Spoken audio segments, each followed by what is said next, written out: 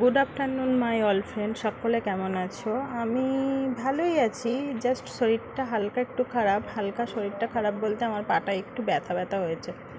তো দেখো, দোকানে তো চলে এসেছি, দোকানে কাজ করছি। তো মাল কাটিং একটা দেখাচ্ছি। ফার্স্টেই আমি পিঠপাটটা কেটে নিলাম, একটা ব্লাউজ কাটছি আমি। তো তারপর আমি এবার হাতাটা কাটিং করে নিচ্ছি। হাতাটা তো মার্জিন করা হয়ে গেছে, দেখো হাতাটা এবার আমার কাটিং করা হয়ে গেছে। এবার আমি হাতলটাকে কেটে নিচ্ছি। হাতলটা কাটার আগে মেস পাটটা কেটে নিয়েছি। এই আমি কাটছি বড় বাটি কাটার পরে আমি এবার কেটে নেবো ছোটো বাটিটা। বড় বাটির নিচটা একটু ছোটো বড়ো ছিল, ওখানটাকে তো হালকা করে একটুখানি শেপ করে নিলাম।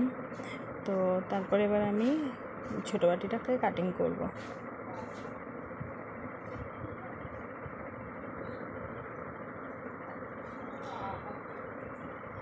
তো দেখো, ছোটো বাটিটা তো আমি কাটিং করছি, কিন্তু কি বলো তো, আজ না সারাদিন না শরীরটা কেমন একটা লাগছে। কাজ তো অনেক রয়েছে, একটা সালোয়ার কামিজও কাটিং করতে হবে, দেখি কখন করব। আর মালটাও আর্জেন্ট রয়েছে, কাল পরশুর মধ্যেই নেবে। তো এই দিদিভাই যে মালটা দিয়ে গেছে, মালটা যে স্যাম্পেলটা ব্লু কালারের যে স্যাম্পেলটা ছিল, ওই ব্লাউজটা আমি একদিনের মধ্যে বানিয়ে দিয়েছিলাম। তো ব্লাউজটা তো খুব সুন্দর ফিটিংস হয়েছে। তো ওনারই ওই স্যাম্পেলটাই দিয়ে আবার এই ব্লাউজটা বানাতে দিয়ে গেছে। তো ব্লাউজ পিসটা আমি কেটে নিয়েছি। শাড়িটা ছিল পিঙ্ক কালারের। দেখো, শাড়ি থেকে তো আমি কিছুটা পিস নিয়েছি যাতে ব্লাউজটাতে পাইপিং করা যায়।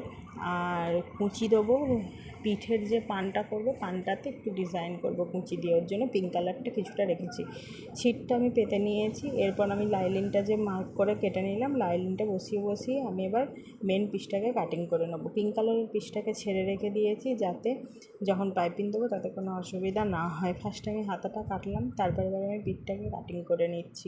পিঠটা কাটিং করে নেওয়ার পরে আমি বড় বাটিটা কাটিং করে নিচ্ছি।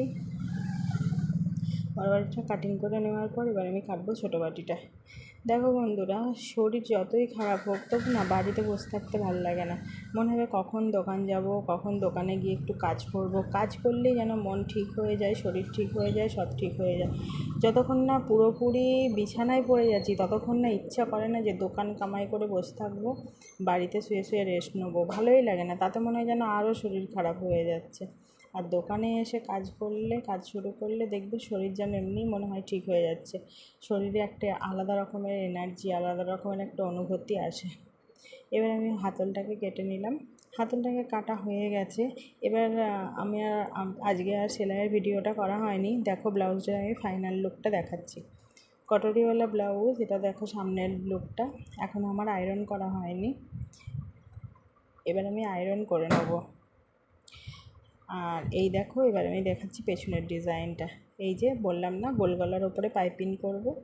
আর এটা করেছি আমি পানটা। কেমন হয়েছে বন্ধুরা বলো। থ্যাংক ইউ সকলে।